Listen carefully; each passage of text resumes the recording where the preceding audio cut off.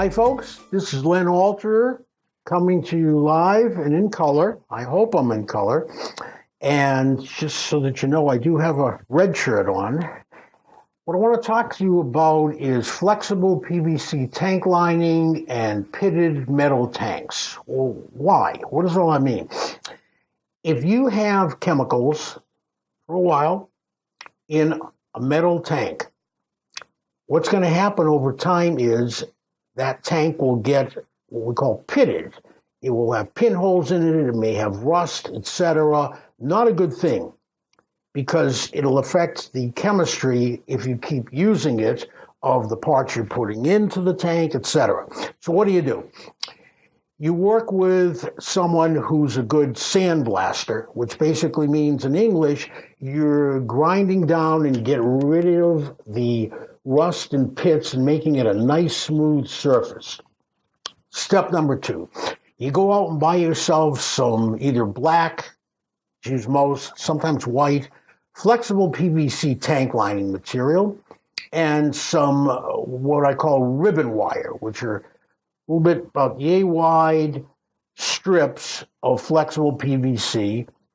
And what happens is you want to put that PVC tank lining over the pitted metal to give you much, much longer use.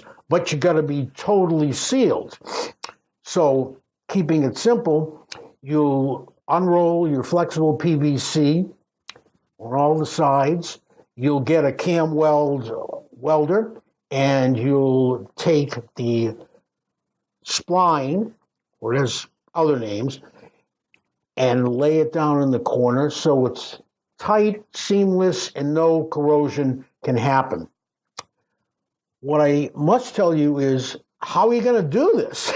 Well, you use special adhesives that, just visualize for a minute, you lay up, meaning you either roll, like when you do painting, or you brush special adhesive onto the metal.